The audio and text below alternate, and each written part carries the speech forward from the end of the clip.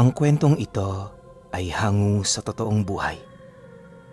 Karanasan ito ni Ubaw.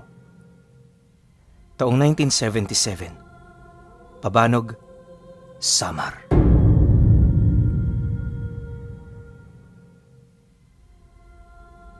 Awol na sundalo itong si Ubaw. Ang ginawa niyang yun, nagdulot ng matinding kahihiyan para sa kanyang pamilya. Malaki ang impluwensya ng angka nila sa Pabanog. Kaya nang malaman ito ng kanyang ama, halos isuka siya nito.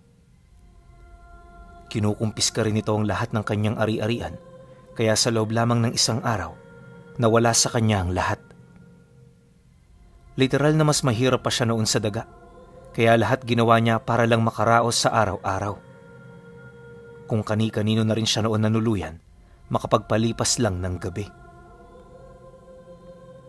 Minsan kapag wala talagang malapitan itong si Ubaw, pumupunta siya ng bundok para humanap doon ng mapagtitirahan. Dumaan pa ang mga buwan, lahat ng kanyang kasanayan sa militar na gamit na niya.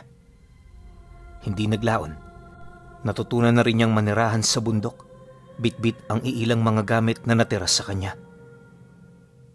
Kuweba ang napili niya noong pagtirahan dahil bukod sa malamig, malaki rin ang espasyo. Hindi na rin niya kailangang gumamit ng pako sa pagkukumpuni dahil konkreto na ang kanyang dingding at bubong na pansalag sa ulan. Ang tanging problema na lang din niya sa lugar na yan ay ang makakain at mga sangkap na ginagamit niya sa kanyang pagluluto.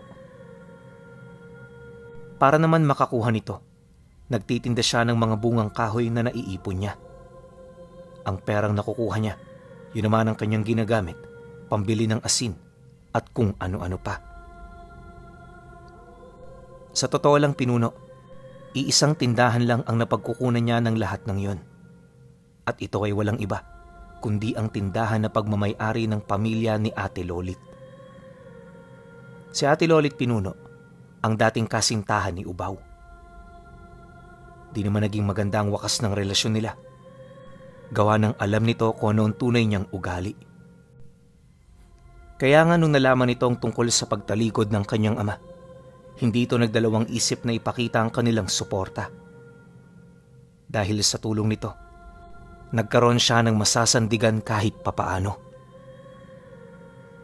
Muli ring namuo ang namamagitan sa kanila at sa katagalan, nagpa siya itong si Ate Lolit na sumama sa kanya.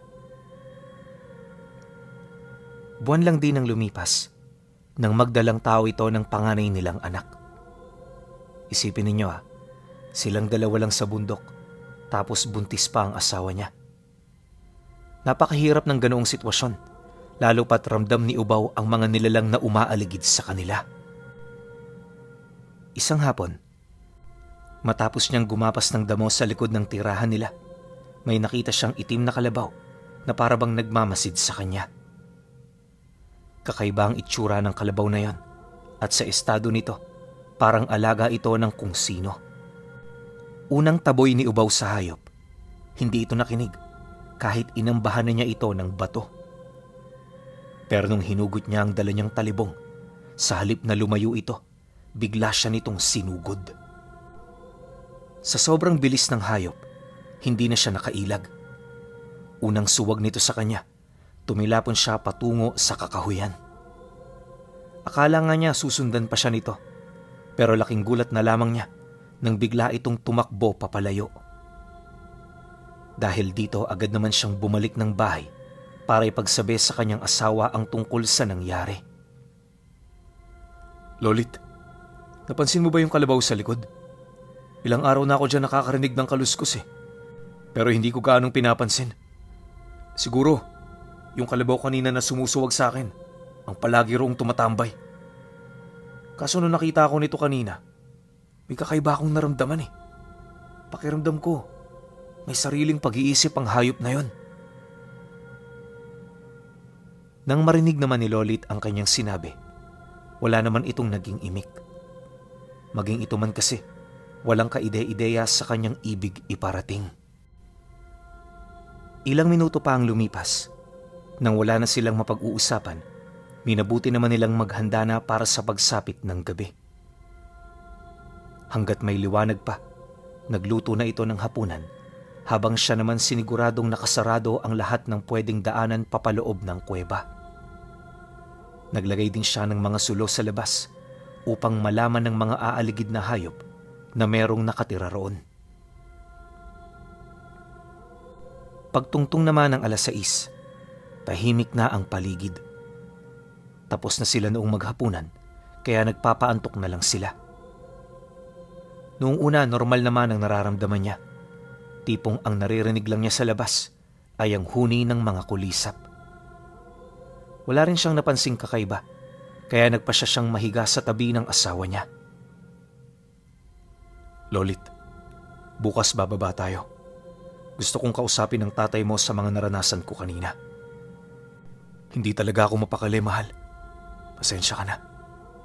Tsaka isa pa, ayaw naman kitang iwan dito. Alam kong may sanggol sa sinapupunan mo. Pero kasi kailangan eh. Huwag kang mag-alala. Gagawa ko ng paraan para makababa tayo ng ligtas. Nang marinig naman ito ni Lolit, tumangulang naman ito habang ipinipikit ang kanyang mga mata. Pagsilay naman doon ni Ubaw, napangiti lang naman siya. Ang ganoong pag-uugali kasi ng asawa niya ang isa sa pinaka nagugustuhan niya sa lahat. Hanggat hindi ito nahihirapan, hindi mo ito makikitang magreklamo. Lahat din tinitiis nito. Sa puntong wala na itong makain, nagagawa pa rin itong ngumiti. Sa paglalim naman ng gabi, naging maayos naman ang kanilang pamamahinga. Tulog na noon si Ubaw, kaya hindi niya gaanong napapansin ang mga nangyayari sa paligid niya. Ang kaso lang pagtungtong ng 11:00, bigla siyang napabalikwas sa kanyang kinaroroonan. Hindi niya mawari kung ano nangyari pero pakiramdam niya merong gumising sa kanya. Makalipas pa ang ilang minuto, dahan-dahan naman siyang umupo sa kinahihigaan niya habang pinagmamasdan ang loob ng bahay nila. Noong una wala naman siyang napansin, pero maya-maya lang nagsimula na siyang makarinig ng kakaibang huni. Yung huning narinig niya, parang sa manok na nangingitlog. Ang kaso lang, masyadong malalim ang boses nito tapos medyo garugal. Ramdam din niyang medyo malapit lang yun sa bahay nila, kaya dali-dali naman siyang lumapit sa isang maliit na bintana na malapit lang sa silid nilang mag-asawa. Pagsilip niya sa labas, dito niya nakita ang isang kalabaw, nakawangis nung kalabaw na sumuwag sa kanya. Ngunit sa pagkakataong yon, may kakaiba na sa wangis nito. Malapit sa noo ng kalabaw, may nakita siyang mukha ng tao na gumagalaw. Literal na nakabuo nito sa balat ng hayop, kaya nang makita niya ito, dali-dali siyang napatakbo patungo sa kinaroroonan ng asawa niya. Walang sabi-sabi, agad niyang hinugot ang tinatago niyang mahabang baril sa ilalim ng higaan. Matapos nun, diretso siyang bumalik sa siwang kung saan naroon ang kalabaw. Sa muling pagsilay niya rito, nakita niya itong nandun pa rin, ngunit sa puntong yon, may nakatayo ng isang nilalang sa harapan ng kabayo. Ayon kay Ubaw, parang may kahawig sa taong itsura nito. Paglalarawan niya rito, nakabaluktot ito kung tumayo. May mahaba itong bisig at sa pagitan ng katawan at braso nito, may nakadugtong doong balat na parabang ito ang ginagamit nila upang sila'y makalipad. Humpak din ang pisngi ng nilalang at meron itong mahabang panga. Nanlilisik din ang mapupula nitong mga mata, tapos hindi nito kayang itago ang pula nitong dila na nagkaroon na ng sanga sa dulo. Umaangil din ang nilalang na yan, na animoy isinasabay nito sa kanyang paghihinga. Matapos naman niya itong masilayan, hindi naman siya nagdalawang isip na ikasa ang kanyang baril. Dahan-dahan niya itong tinutok sa kalabaw, sabay kalabit ng gatilyo nito. Pagtama naman ng bala sa noo ng kalabaw, agad namang napatalo ng nilalang na nasa harap nito. Matapos nun, atungal ng atungal pa rin ang kalabaw animoy hindi sapat ang bala ng mahaba niyang armas para ito ay mapatay. Ilang minuto pa ang lumipas, may lumabas na katawan ng tao sa sugat na dinaanan ng bala. Nababalot ang katawan na yon sa itim na likido at kahit may kadiliman sa lugar kung saan ito nakatayo, alam niyang hindi siya pwedeng magkamali sa kanyang nakita. Walang sabi-sabi, agad naman niyang sinigawan ng kanyang asawa habang mabilis na tumatakbo papalapit. Lolit! Gumising ka! Gumising ka, Lolit! Paulit-ulit niyang wika. Pagdating naman niya sa kinaroroonan ng asawa niya, dito na mas lalong tumindi ang mga pangyayari. Yung dalawang nilalang kasing nakita niya sa labas, pilit nang binubuksan ang pintong naroon sa bukana ng kuweba. Hindi maganda ang pagkakapanday niya rito, kaya alam niyang hindi ito matibay. Dala naman ang kanyang pangamba, minabuti niyang wag nang pag-isipan ang kanyang gagawin. Para lang makaligtas noon, nagsumiksik sila sa isang makipot na daan ng kuweba patungo sa ilalim pa nitong bahagi. Ni minsan hindi sila pumasok sa loob nito, kaya wala silang kaide-ideya kung ano madadatnan nila sa ilalim. Nakakabahala man, alam nilang dalawa na ito na lamang ang pagpipilian nila kung nais nilang makaligtas sa kanilang mga kalaban. Nang makapasok na sila sa loob nito, nahulog sila sa isang di kataasang lugar. 2 katao ang taas ng dinaanan nila, kaya nung lumagpak ang asawa niya, hindi naman gaanong naapektuhan ang tiyan nito. Gayunpaman, nagdulot pa rin ito ng mangilan-ngilang sakit sa katawan. Pagtayo naman nila roon, literal na nangapa talaga sila dahil sa sobrang dilim. Yung asawa niya mangyak-ngyak na, pero siya nanatili sa kanyang posisyon. Sapat na ang liwanag na nagmumula sa pinagmulan nila para makita niya kung ano nangyayari sa itaas. Habang nakatutok doon ang kanyang armas, pilit naman niya itong kinausap na maging mahinahon. Lolit, huwag kang masyadong maingay. Nakapasok na sila sa loob. Kung patuloy kang iiyak dyan, tayong dalawa ang mamamatay dito.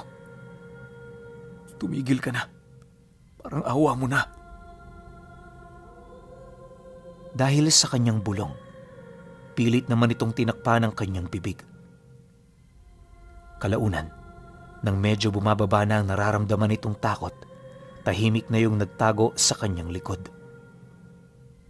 Hindi na rin ito tumingin sa itaas, nang sa gayoy wala na itong makitang hindi kaaya-aya.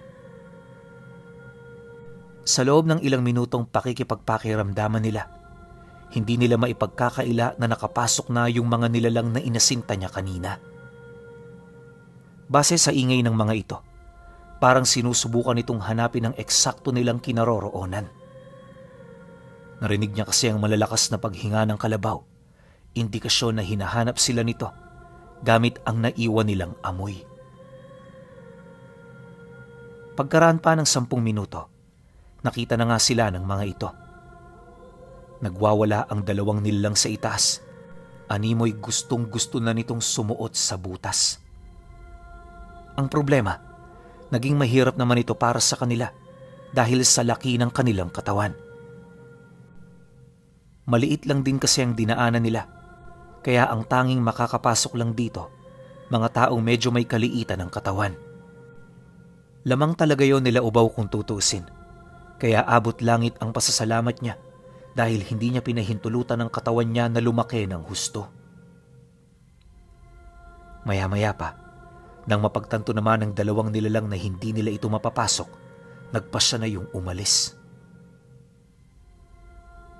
Sa pagkawala ng mga ito, pakiramdam niya na bunutan siya ng malaking tinik sa lalamunan.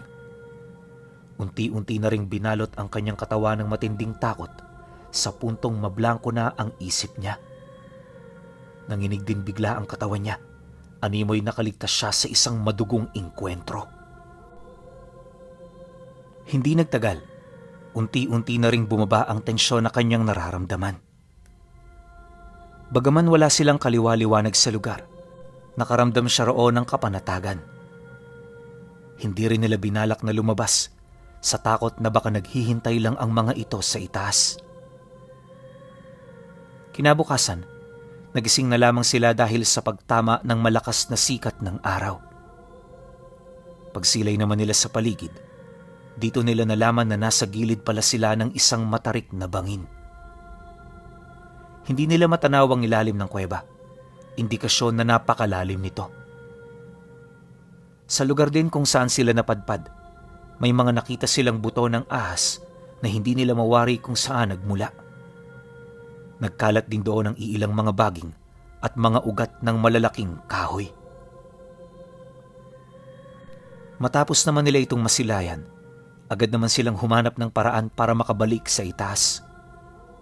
Ngunit sa kasamaang palad, dahil sa tarik na kinakailangan nilang daanan, bigo silang makalapit sa lagusang pinasukan nila. Dahil dito, wala silang nagawa kundi ang maghintay ng tulong. Akala nga noon ni Ubaw, doon na sila mamamatay. Mabuti na lang pagsapit ng hapon na taong pumunta roon ang ama ni Ate Lolit. Nang marinig nila ang boses nito, sigaw sila ng sigaw hanggang sa mahanap na sila nito.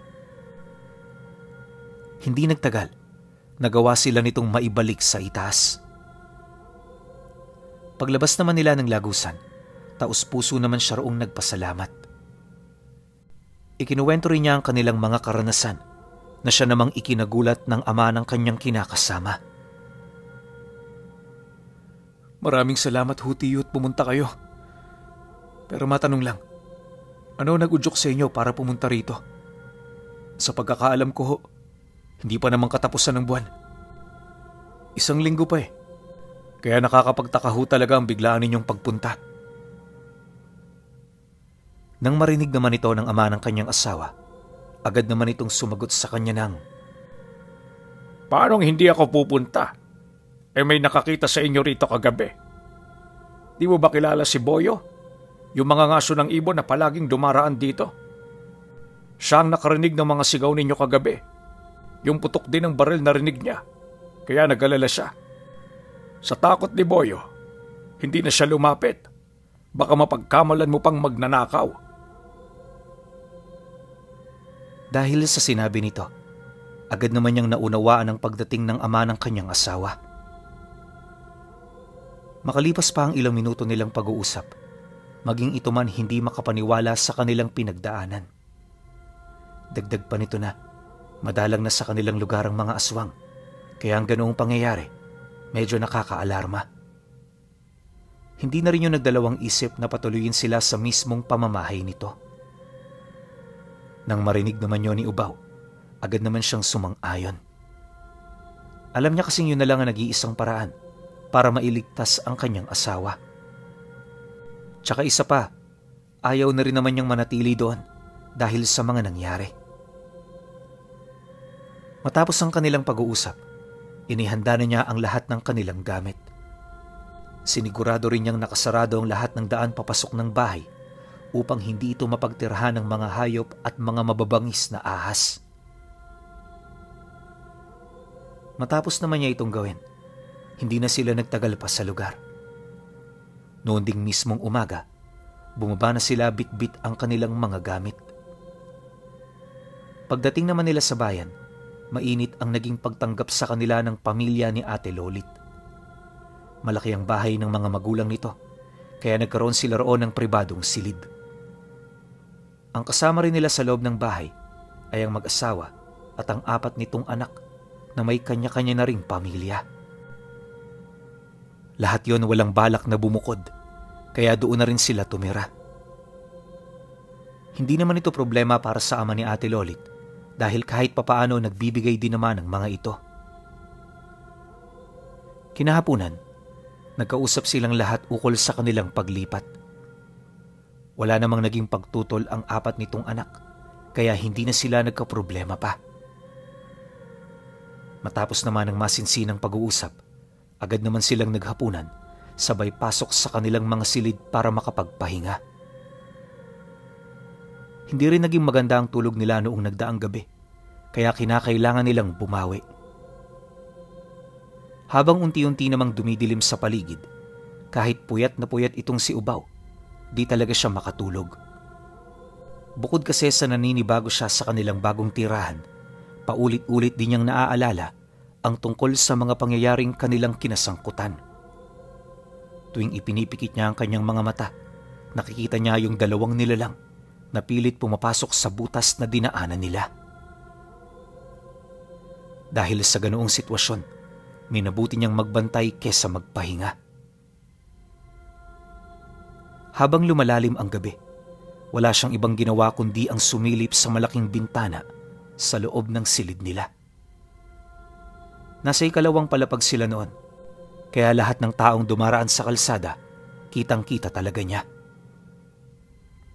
Ngunit, makalipas pa ang ilang oras, nang medyo kumonti na ang mga taong nasa labas, dito na siya nakakita ng iilang individual na medyo kakaiba sa lahat.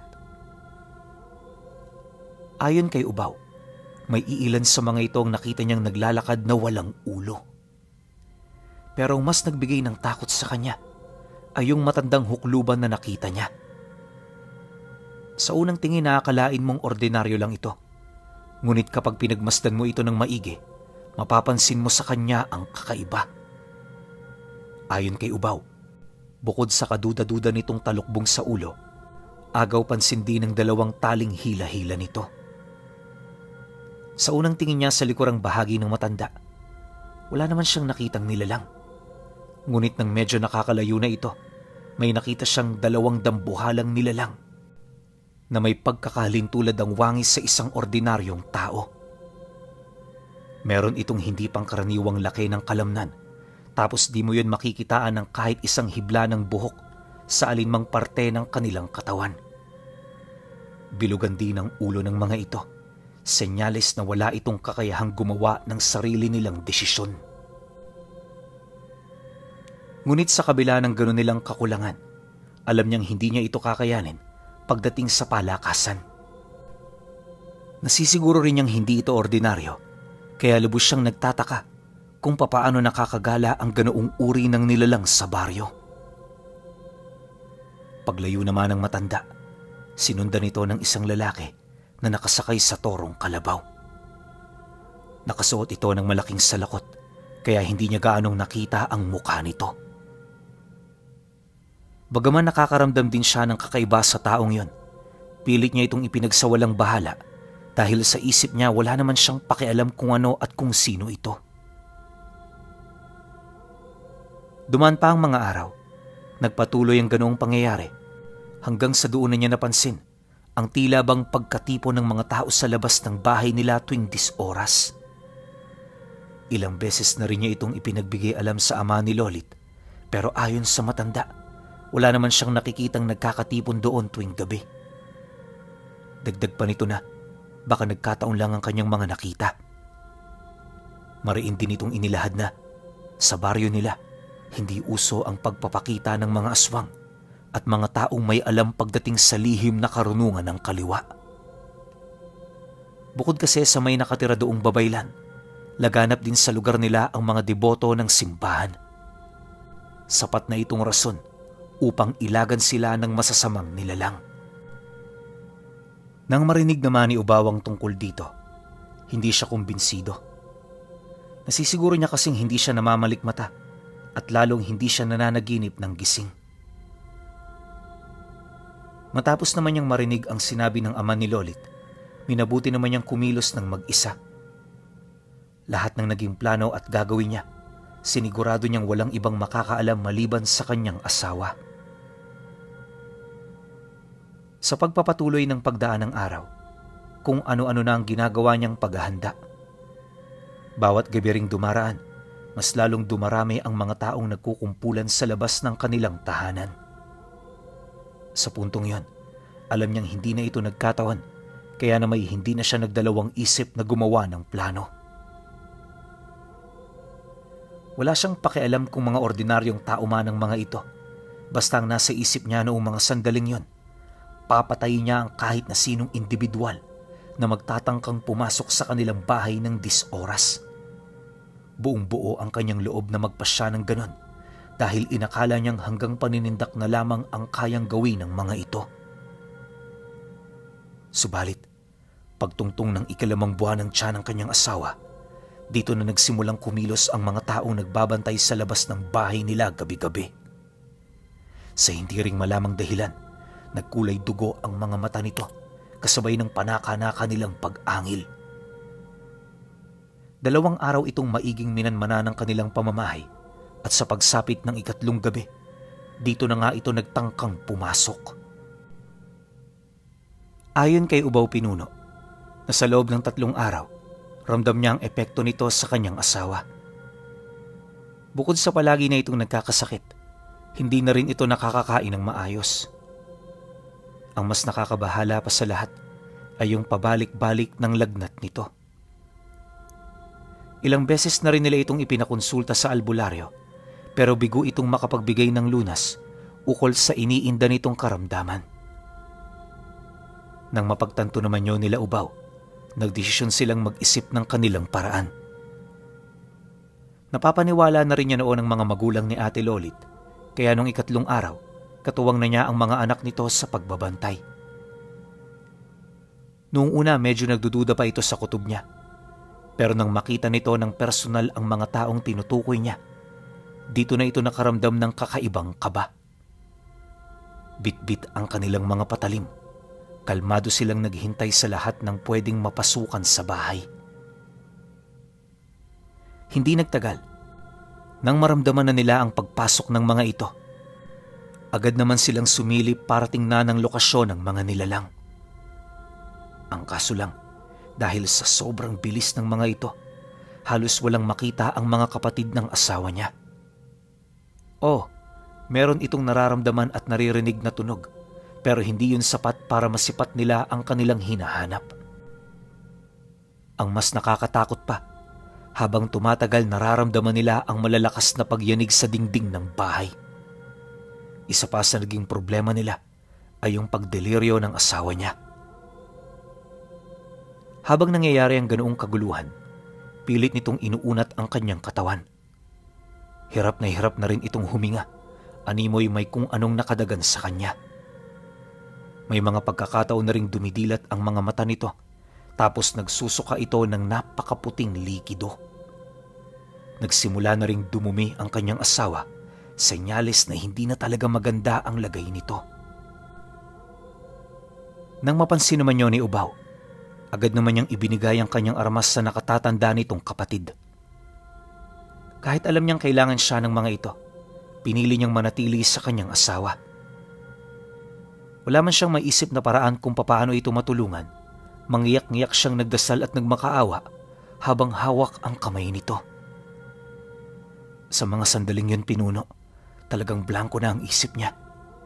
Tipong gusto niyang kumilos para maisalba ito, pero hindi niya alam kung saan ito sisimulan. Dahil sa ganoong sitwasyon, wala na siyang ideya sa mga nangyayari sa labas. Basta ang narinig na lang niya, mga sigaw ng kapatid nito at yung malalakas na kalampag. Ilang oras ding nagtagal ang ganoong pagpaparamdam hanggang sa unti-unti nang kumalma ang buong paligid. Akala nila doon na magtatapos ang lahat, pero 5 beses pa yung naulit. At sa loob ng mga gabing yon, nagpatuloy ang kakaibang karamdaman ng asawa niya. Sa 5 gabi, Pinuno, dito niya nakita ang malahiblang buhok na nakatarak sa tiyan ni Ate Lolit. Nakabao ng buhok na yon ng halos 1 dangkal, pero nakapagtatakang hindi man lang ito napansin ng kanyang kinakasama. Kinabukasan matapos niya itong madiskubre, dito nila natuklasan na patay na pala ang bata sa loob ng sinapupunan ng asawa niya. Nang malaman ito ng buong pamilya, halos maghinagpis ang lahat. Si Ubaw noon, pakiramdam niya, gumuho na ng tuluyan ang mundo niya. Gusto niya noong pumunta sa malayo para isigaw ang sakit na kanyang nararamdaman, ngunit hindi niya ito nagawa. Ilang araw magmula noong nalaman nila ang balita, nagkusa nang lumabas sa puwerta ng asawa niya ang labi ng sanggol. Napakaliit pa nito pero nagdulot ito ng matinding kalungkutan para sa kanilang dalawa. Marami na kasi silang plano para sa bata, kaya hindi nila inaasahan na mangyayari ang ganun. Sa sobrang galit din noon ni Ubaw, pilit niyang hinanap ang mga nilalang. Kung saan-saang lupalop na siya noon pumunta para sundan ang bakas ng mga ito. At habang ginagawa niya ang ganoong proseso, may mga napatay siyang tao na pinaghihinalaan niyang mga aswang. Karamihan sa mga ito, pawang mga matatanda na nasa 70 na ang edad. Lahat din ng mga kinakasama nito sa bahay, isinunod na rin niya upang walang magiging testigo sa mga karumal-dumal na kanyang ginawa. Ayon sa pamilya ng asawa ni Ubaw Pinuno, 2 taon niyang tinugis ang mga nilalang. Dahil dito maraming mga inosente ang nadamay. Doon na rin nagsimulang kumalat ang istorya ukol sa isang misteryong taong mamamatay. Ang ganong kwento sa mga karatig lugar ay mabilis na kumalat, kaya lahat ng taong nakarinig ukol dito na alarma. Dahil sa ganoong pangyayari, hindi na basta-bastang nakakagala si Ubaw kapag gabi. Sinubukan din niyang magpalamig pero wala ring nangyari hanggang sa dumating ang araw na bigla na lamang niyang natanggap ang lahat. At naging posible ito nung malaman niyang nagdadalang tao na naman ulit ang kanyang kinakasama. Unang buwan pa lamang ng Sanggol Pinuno, hinanap na nila ang pinakamahusay na albularyo sa lugar ng Samar. Nung makilala na nila ito, humingi sila roon ng mga pangontra. Akala nga niya, marami itong ibibigay sa kanila, ngunit laking gulat na lamang niya nang abutan sila nito ng isang maliit na pangontra. Ang sabi lang ng manggagamot, huwag itong iwawala sa katawan ng asawa niya. Ginawa naman nila ito, Pinuno, at sa maniwala kayo o hindi, magmula noong isinuot ito ni Ate Lolit, wala nang tumambay sa harap ng bahay nila ng 10 oras. Napakalinis na noon ng paligid hanggang sa siya ay manganak. Ngayong pangkasalukuyan, patuloy ang masaya nilang pamumuhay kasama ang 3 nilang supling. Bagaman matanda na, ni minsan hindi malimutan ni Ubaw ang pinakamadugong yugto ng buhay ni Ate Lolit.